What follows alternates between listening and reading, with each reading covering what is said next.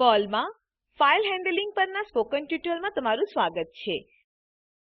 આ ટ્યુટોરીયલમાં આપણે શીખીશું રીડ મોડમાં ફાઇલ ખોલવી, ફાઇલને કેવી રીતે લખવી, એપેન્ડ મોડમાં ફાઇલ ખોલવી, ફાઇલ હેન્ડલને કેવી રીતે બંધ કરવી. આ ટ્યુટોરીયલ માટે હું ઉપયોગ કરી રહી છું Ubuntu Linux 1204 operating system, Perl 5142 અને ગેડિટ ટેક્સ્ટ એડિટર. તમે તમારી પસંદગી અનુસાર કોઈપણ ટેક્સ્ટ એડિટર વાપરી શકો છો. આ ટ્યુટોરીયલના અનુસરણ માટે તમને પર્લ પ્રોગ્રામિંગ વિશે સામાન્ય જાણકારી હોવી જોઈએ. જો નથી, તો સ્પોકન ટ્યુટોરીયલ વેબસાઇટ પર ઉપલબ્ધ પર્લ ટ્યુટોરિયલ્સ જુઓ. મૂળભૂત ઓપરેશન જે આપણે પર્લમાં ફાઇલ સાથે કરી શકીએ છીએ તે છે ફાઇલ ખોલવી, ફાઇલમાંથી વાંચવું, ફાઇલ પર લખવું, ફાઇલ બંધ કરવી. મૂળભૂત ફાઇલ હેન્ડલ્સ છે stdin, stdout, stderr. આ ઓપન ફંક્શન માટે સિન્ટેક્સ છે. સિન્ટેક્સમાં ફાઇલ હેન્ડલ એ ફાઇલ હેન્ડલ છે જે ઓપન ફંક્શનથી રિટર્ન થાય છે. મોડ ફાઇલ ખોલવું જેવા કે રીડ, રાઇટ વગેરે મોડને બતાડે છે. expr એ ભૌતિક ફાઇલનું નામ છે જે વાંચવા અને લખવા માટે ઉપયોગ થાય છે. અહીં પ્રદર્શિતની જેમ ઓપન ફંક્શનને લખવા માટે અન્ય માર્ગ છે. ચાલો સમજીએ વર્તમાન ફાઇલને કેવી રીતે ખોલવી અને તેમાંથી ડેટા કેવી રીતે વાંચવા. પ્રથમ આપણે એક ટેક્સ્ટ એડિટર ફાઇલ બનાવીશું અને તેમાં અમુક ડેટા સંગ્રહીશું. ટર્મિનલ પર જાવ અને ટાઈપ કરો ગેડિટ firstટીએક્સટી અને એન્ટર દબાવો. firstટીએક્સટી ફાઇલમાં આપેલ ટેક્સ્ટ ટાઈપ કરો. ફાઇલને સેવ કરીને ગેડિટ બંધ કરો. હવે આપણે પર્લ પ્રોગ્રામ જોશું જે firstટીએક્સટી ફાઇલ ખોલે છે અને વિષયવસ્તુ વાંચે છે. હવે હું openfile.pl સેમ્પલ પ્રોગ્રામ ખોલીશ જે મેં પહેલાથી સેવ કરેલ છે. ટાઈપ કરો ગેડિટ openfile.pl અને એન્ટર દબાવો. openfile.pl ફાઇલમાં સ્ક્રીન પર પ્રદર્શિત આપેલની જેમ કોડ ટાઈપ કરો. ચાલો હું કોડ સમજાવું. ઓપન ફંક્શન વાંચવા માટે એક ફાઇલ ખોલે છે. પ્રથમ ડેટા ફાઇલ હેન્ડલ છે જે ભવિષ્યમાં ફાઇલનું અનુસરણ કરવાની પરવાનગી આપે છે. બીજું પેરામીટર લેસ ધેન સિમ્બોલને રીડ મોડમાં દર્શાવે છે. જો તમે મોડ સ્પષ્ટ કરવામાં ચૂકી જાઓ છો તો ડિફોલ્ટ રૂપે ફાઇલ રીડ મોડમાં ખોલવામાં આવશે. ત્રીજું પેરામીટર firstટીએક્સટી એ ફાઇલનું નામ છે જ્યાંથી ડેટા વાંચવાનું છે. શું થશે જો firstટીએક્સટી ફાઇલ અસ્તિત્વમાં ના હોય? સ્ક્રિપ્ટનો યોગ્ય એરર મેસેજ સાથે અંત થશે.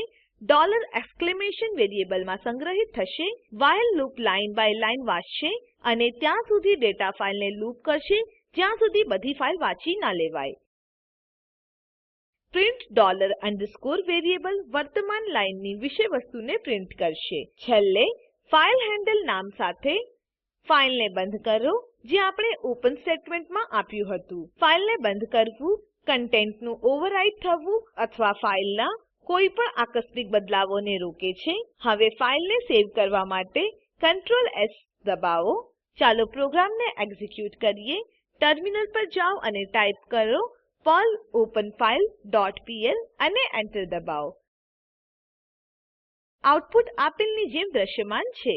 આ તે જ કન્ટેન્ટ છે જે આપણે firstટીએક્સટી ફાઇલમાં પહેલા જોયું હતું.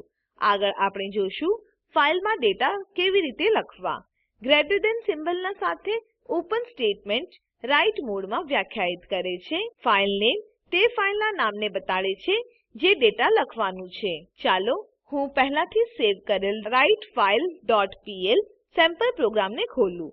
ટર્મિનલ પર જાઓ. હવે ટાઈપ કરો ગેડિટ writefile.pl અને એન્ટર દબાવો. writefile.pl ફાઇલમાં સ્ક્રીન પર પ્રદર્શિત આપેલની જેમ કોડ ટાઈપ કરો. ચાલો હું કોડ સમજાવું. ઓપન ફંક્શન second.txt ફાઇલને રાઇટ મોડમાં ખોલે છે. ફાઇલ નેમના પહેલા ગ્રેટર ધેન સિમ્બોલ રાઇટ મોડને દેખાડે છે. પ્રથમ પેરામીટર file1 ફાઇલ હેન્ડલ છે.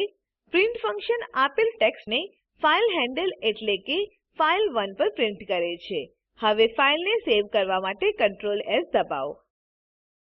ચાલો પ્રોગ્રામ એક્ઝીક્યુટ કરીએ. ટર્મિનલ પર જાઓ અને ટાઈપ કરો પર્લ રાઇટફાઇલ ડોટ પીએલ. એન્ટર દબાવો. હવે ચાલો તપાસ કરીએ કે secondટીએક્સટી ફાઈલમાં ટેક્સ્ટ લખ્યું છે કે નહીં. ટાઈપ કરો ગેડિટ secondટીએક્સટી અને એન્ટર દબાવો. ફાઈલમાં આપેલ ટેક્સ્ટ જોઈ શકીએ છીએ. Working with files make data storage and retrieval a simple task. ચાલો secondટીએક્સટી ફાઈલને બંધ કરીએ. શું થાય છે જ્યારે આપણે રાઇટ મોડમાં સમાન ફાઈલ ફરીથી ખોલીએ છીએ? ચાલો તેને જોઈએ. writefile.pl માં પાછલા પ્રિન્ટ સ્ટેટમેન્ટને કમેન્ટ કરો. નીચેવાળા પ્રિન્ટ કમાન્ડને ઉમેરીએ. હવે ફાઈલને સેવ કરવા માટે Ctrl S દબાવો. ચાલો પ્રોગ્રામને એક્ઝીક્યુટ કરીએ. ટર્મિનલ પર જાઓ અને ટાઈપ કરો પર્લ રાઇટફાઇલ ડોટ પીએલ અને એન્ટર દબાવો. ચાલો ફરીથી secondટીએક્સટી ફાઈલને ફરીથી તપાસીએ. ટાઈપ કરો ગેડિટ secondટીએક્સટી અને એન્ટર દબાવો. આપણે greater than symbol override the content of the file symbol જોશું. secondટીએક્સટી ફાઇલ ના પાછલા કન્ટેન્ટ ઓવરરાઇડ થઈ ગયા છે. આવું એટલા માટે કારણ કે આપણે રાઇટ મોડમાં ફરીથી ફાઈલને ખોલી હતી. ચાલો secondટીએક્સટી ફાઈલને બંધ કરો. આગળ આપણે જોશું કે વર્તમાન ફાઈલમાં ડેટા કેવી રીતે ઉમેરીશું. બે ગ્રેટર ધેન સિમ્બોલના સાથે ઓપન સ્ટેટમેન્ટ એપેન્ડ મોડને દેખાડે છે. હવે હું ફરીથી geditમાં writefile.pl ફાઈલ ખોલીશ. ઓપન સ્ટેટમેન્ટમાં ટાઈપ કરો ગ્રેટર ધેન સિમ્બોલ. આ બતાડશે કે ફાઈલ એપેન્ડ મોડમાં છે. પાછલા પ્રિન્ટ સ્ટેટમેન્ટને કમેન્ટ કરો જેવું કે આ પહેલા એક્ઝીક્યુટ થયું છે. વર્તમાન ડેટાને ઉમેરવા માટે એક લાઈન ઉમેરો. પ્રિન્ટ file1 ડબલ કોટમાં two greater than symbols. Open the file in append mode. હવે ફાઈલને સેવ કરવા માટે Ctrl S દબાવો. ચાલો પ્રોગ્રામને એક્ઝીક્યુટ કરો. ટર્મિનલ પર જાઓ અને ટાઈપ કરો પર્લ રાઇટફાઇલ ડોટ પીએલ અને એન્ટર દબાવો. હવે તપાસીએ કે secondટીએક્સટી ફાઈલ પર ટેક્સ્ટ ઉમેર્યો છે કે નહીં. ટાઈપ કરો ગેડિટ secondટીએક્સટી અને એન્ટર દબાવો. આપણે જોઈ શકીએ છીએ કે ટેક્સ્ટ આપણી secondટીએક્સટી ફાઈલમાં ઉમેરાયું છે. ચાલો secondટીએક્સટી ફાઈલને બંધ કરો. તે જ પ્રકારે અન્ય મોડ પણ છે.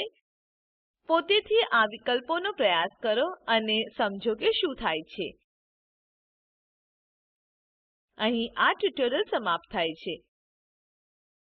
ચાલો સારાંશ લઈએ. આ ટ્યુટોરીયલમાં આપણે શીખ્યા ફાઈલને રીડ મોડમાં ખોલવી, ફાઈલ પર લખવું, એપેન્ડ મોડમાં ફાઈલને ખોલવી અને ફાઈલ હેન્ડલને બંધ કરવું. અહીં તમારા માટે અસાઇનમેન્ટ છે. writefile.pl પ્રોગ્રામમાં file attribute plus greater than સિમ્બોલને બદલો.